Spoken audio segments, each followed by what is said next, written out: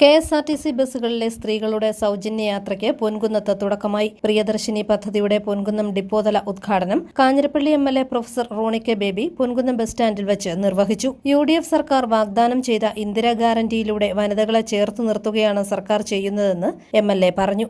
Ponkunnam KSRTC depot തന്നെ 23 ordinary സർവീസുകളാണ് പ്രതിദിനം operate ചെയ്യുന്നത്.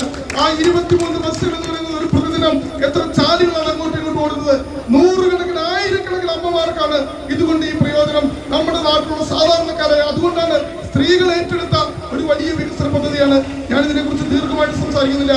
ബഹുമാനപ്പെട്ട യു.ഡി.എഫ് സർക്കാർ, വി.ഡി. സതീശൻ നേതൃത്വം നൽകുന്ന സർക്കാർ ഞങ്ങൾ ഈ നാട്ടിലെ ജനങ്ങൾക്ക് നൽകിയ മുഴുവൻ വാഗ്ദാനങ്ങളും ഒന്നിനു പുറകെ ഒന്നായി ഞങ്ങൾ നടപ്പാക്കും.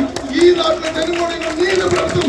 അവരോടൊപ്പം ഞങ്ങൾ ഉണ്ടാകും. കാഞ്ഞിരപ്പള്ളി പഞ്ചായത്ത് പ്രസിഡന്റ് സുനി ജോസഫ് പത്യാലയ്ക്ക് ആദ്യ സൗജന്യ ടിക്കറ്റ് എം.എൽ.എ. നൽകി.